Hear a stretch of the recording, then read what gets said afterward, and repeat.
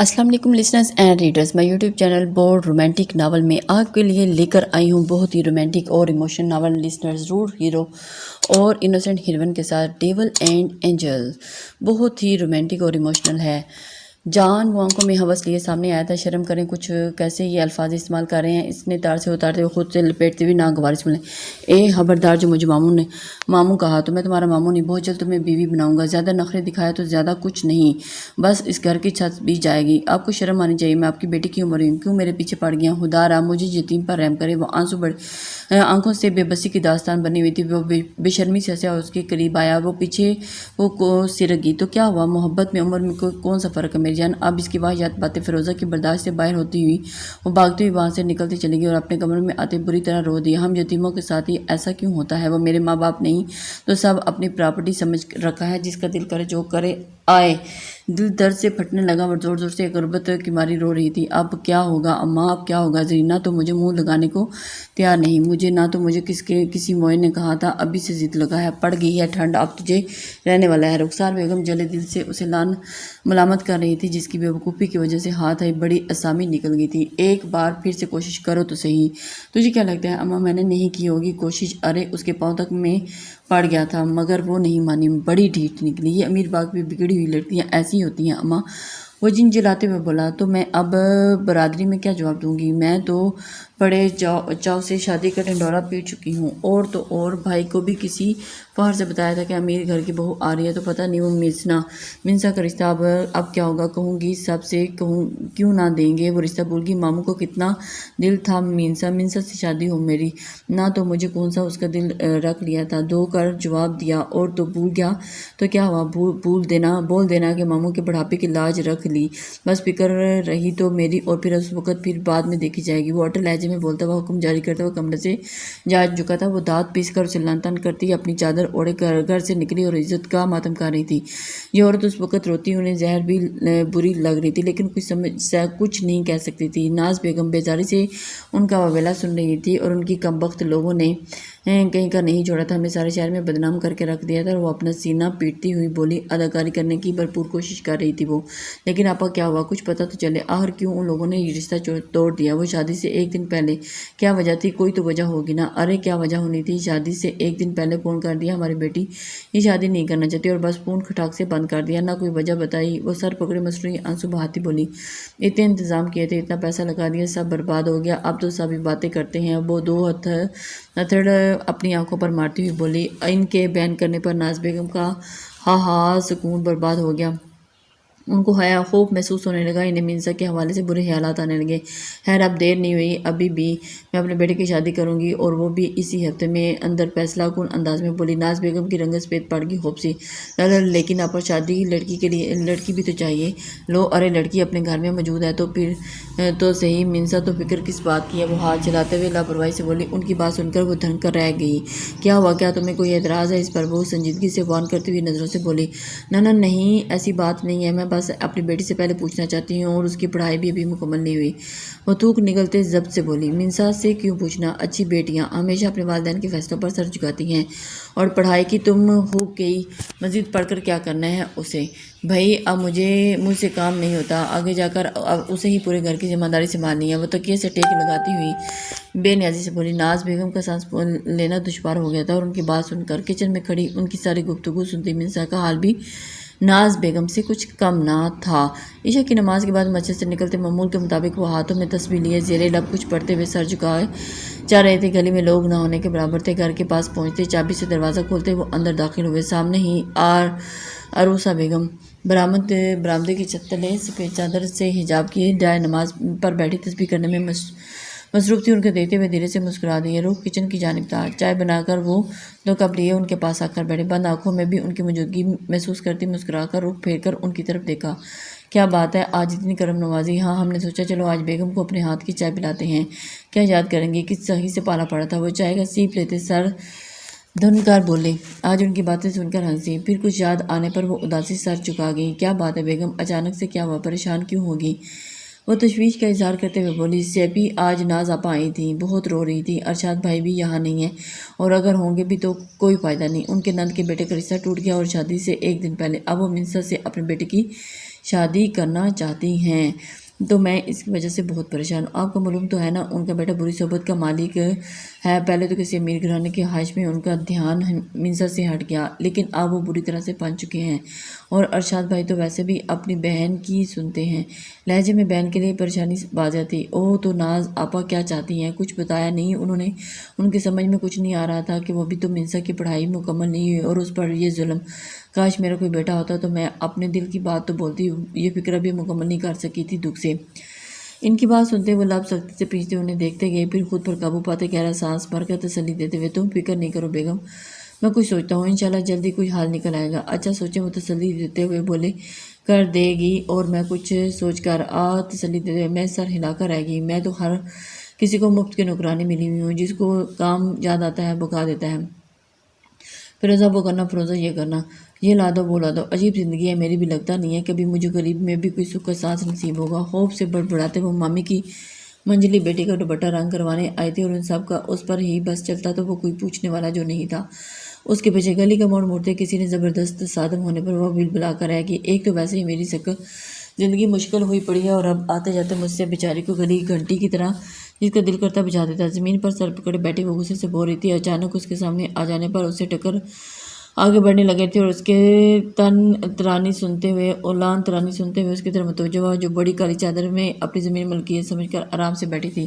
لڑکی اگر تمہارا ہو گیا تو یہاں سے نکلتی چلو، وہ سرد لہجے میں بولا۔ مقابل کسی مرد کی آواز سنتی فیروزہ نے دانت پیستے ہوئے، اوئے تمہیں تمیز نہیں، لڑکیوں سے کیسے بات کی جاتی ہے؟ وہ اس بلڈوزر ٹائپ ریسلر جیسے دیکھتے خوفناک شخص کو دیکھتے ہوئے گور کر بولی تھی، جسے بول کر دیکھتی وہ ڈری نہیں تھی۔ لڑکی زبان سنبھال کر بات کرو تو بہت پچھتاؤ گی۔ بغیر کوئی تاثر دیے سرد لہجے میں بہتا آگے بڑھا۔ وہ دانت پیستی اس کے پیچھے لپکی، اس کی ہمت کیسی ہوئی غلطی کی بےحود اور سنا بھی مجھے دیا، اس کو تو میں بتاؤں۔ وہ جو بڑبڑاتی اس کے پیچھے جا رہی تھی، الفاظ اس کے منہ میں ہی رہ گئے، اور اس کے ہاتھ میں پسٹل کو دیکھ کر وہ جو نکال کر اسے چیک کرتا اس کے سامنے آ کھڑا ہوا۔ شاید تم مجھ سے کچھ کہہ رہی تھی، تبھی نگاہوں سے دیکھتا وہ سے بولا، نہیں تو میں کیا بول رہی تھی، کچھ بھی تو نہیں، وہ شاید غلط سائڈ پر آ گئی ہوں، مما میں بس چلتی ہوں۔ اس سے بولتی وہاں سے الٹا قدم، اور پہلی بار نہ چاہتے ہوئے بھی آئس کے لب اس لڑکی کی حالت پہ مسکراتے سے ڈلے۔ بھائی صاحب کچھ بات بنی، اپنی بیٹی کی شادی کرنا چاہتی ہوں، عمر ہے اب اس کی شادی، میں چاہتی ہوں وقت اپنے گھر کی ہو جائے، مجھے تو کچھ سکون آئے، نہیں تو ساری صورتحال آپ کے سامنے ہی ہے۔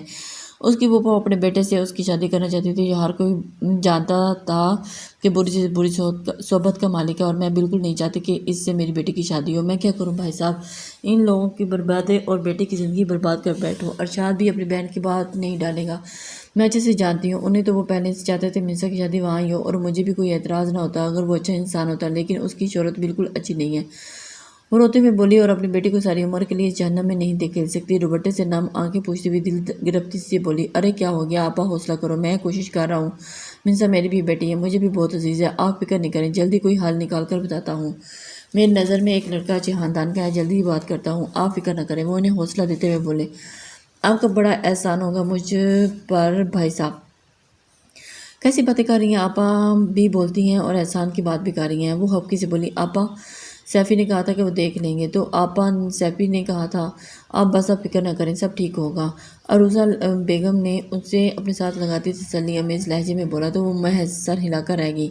کیا مطلب تمہارا اماں کہ تم میرے رشتے کے لیے ہاں کرنے لگی ہو؟ جو کل آیا تھا میرے لیے تمہیں کریانے اسٹور کا منشی ملا تھا؟ زرینہ شاخ سے نکلتی چیخ کر بولی، تو فیروزہ کو جانے کیوں اس کے بھڑکنے پر نہیں وہ قابو کر پائی۔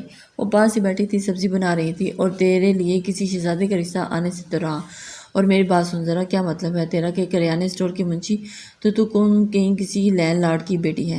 جتنی تیری عمر بڑھتی جا رہی ہے، نہ صرف ان امیروں کے خواب دیکھتے ہوئے اب تو منشی کا رشتہ بھی آ گیا تو بڑی بات ہے۔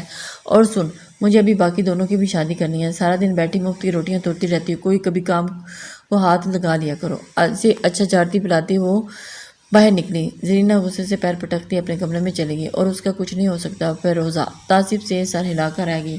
معجزے ہوتے صرف اور ضرور ہوتے ہیں، اور ان کا ہونا لوگوں کے بس کی بات نہیں۔ اپنے ہاتھ میں پکڑی تصویر کو دیکھتے جانے اسے کتنے لمحے بیت گئے تھے، آنکھیں نم تھیں۔ تصویر میں موجود اس کے وجود کے چہرے پر ہاتھ پھیرتے ہوئے اس کے انتہا پر تھی وہ ضبط جو انہوں نے کبھی اپنی بیوی کے سامنے بھی ظاہر نہیں کی۔ میری اب تک کی زندگی کا کوئی لمحہ ایسا نہیں گزرا کہ تم مجھے یاد نہ آئے ہو، تمہاری کوئی کمی پوری نہیں کر سکتا، پرنس کوئی نہیں۔ ہر لمحہ گزرتا مجھے میری موت کی طرف دھکیل رہا، اور اس لمحے میں میری کوئی خواہش زور پکڑتی جا رہی کہ تم مجھے ایک بار سے ہی مجھے مل جاؤ، تاکہ اس سکون کو مرنے سے پہلے کچھ تو قرار آئے۔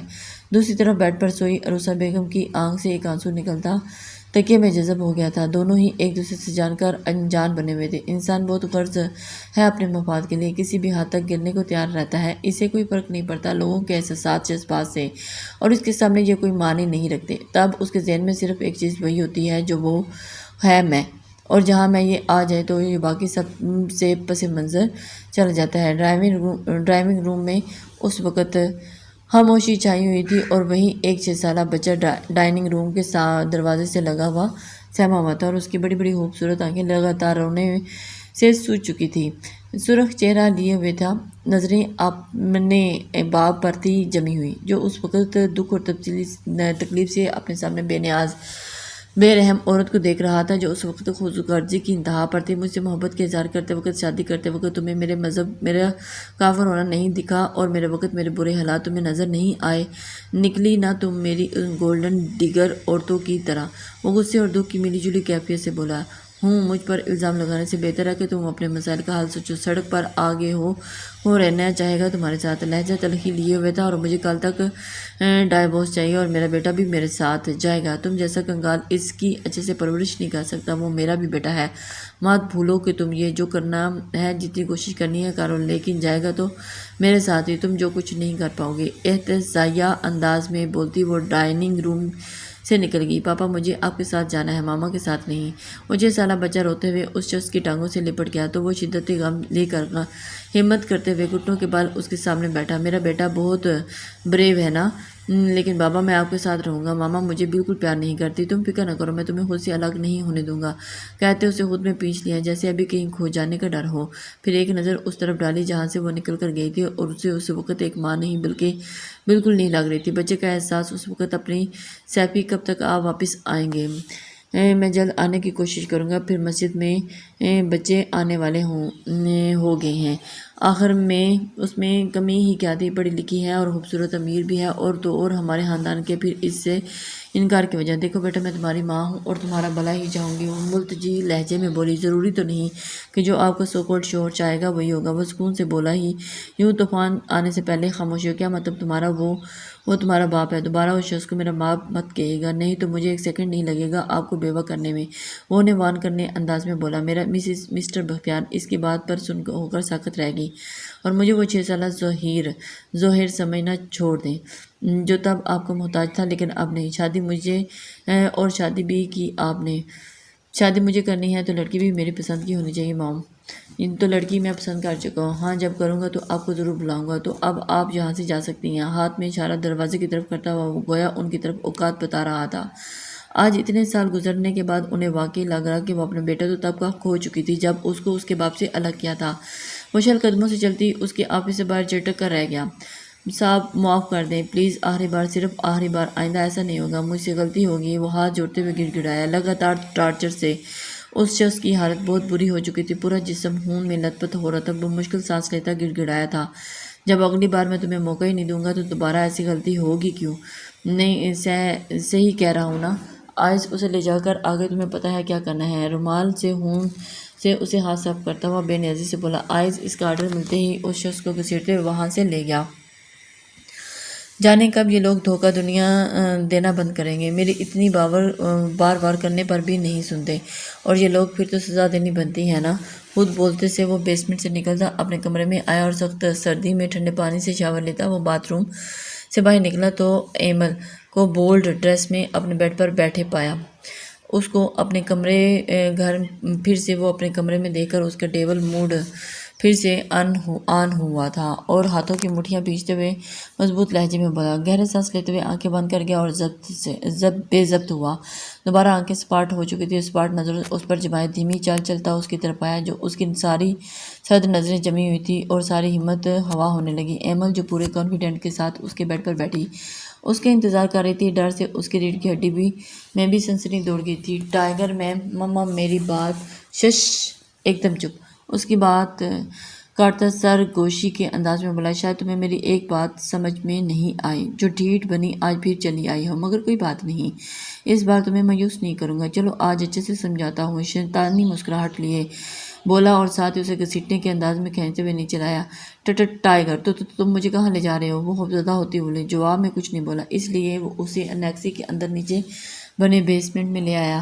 وہاں لمبائی کے روپ میں ایک گلی نکلتی تھی جس کے آخر پر کئی کمرے تھے، اور ایک کمرے میں داخل ہوتے ہوئے اس کو اندر دھکیلتے ہوئے دروازے سے باہر بند کرتے اپنی پینٹ کی پاکٹس میں سے ہاتھ ڈالتا اطمینان سے واپس موڑ گیا۔ کمرہ اندھیرے میں ڈوبا ہوا تھا اور نہ ہی وہاں کوئی کھڑکی تھی، بالکل کسی قید خانے کی طرح۔ وہ خوف سے چلاتی بھاگ کر دروازے کے پاس آئی۔ کافی دیر دروازہ پیٹتے وہ تھکا وہ دروازے ٹیک لگائی بیٹھ۔ اسے اب شدت سے احساس ہونے لگا کہ ٹائیگر جیسا خطرناک نظر آتا ہے ویسا کئی حد تک خطرناک ہے۔ جو باتیں اس نے اس بار میں سن رکھی تھی اب اسے حقیقت معلوم ہو رہی تھی، اور اب اس کے ساتھ آگے کیا ہونا تھا یہ سوچ کر اس کی جان آدھی ہو رہی تھی، اور ایک دم سے عشق محبت کا بوجھ سر سے اتر رہا تھا، اور اب اسے اپنی زندگی کی فکر تھی۔ ابھی تو مرنا نہیں چاہتی تھی۔ پلیز ہیلپ می، دروازہ کھولو، کوئی ہے؟ بدلے میں خاموشی سننے کو ملی، جیسے وہ کسی گہری قبر میں اتری ہو۔ ہوپ سے اس کا چہرہ سفید پڑ چکا تھا۔ ڈیڈ پلیز ہیلپ می، یہ اس بڈھی نے کہا، پھنسا دیا مجھے، اور اپنا سر پکڑتے ہوئے چلاتے ہوئے بولی، سائیکو کہیں کا، دروازہ کھولو نہیں تو اچھا نہیں ہوگا، میرا باپ تمہیں چھوڑے گا نہیں۔ اس نے سنتے ہوئے وہاں سے کب سے جا چکا تھا، جانے اسے کتنی دیر یہاں پڑے ہوئے ہوگی تھی۔ پیاس سے اس کا حلق سوکھ چکا تھا کہ اچانک دروازہ کھولنے پر دروازہ سے لگی بیٹھی تھی اور دوسری طرف جا گری۔ السلام علیکم۔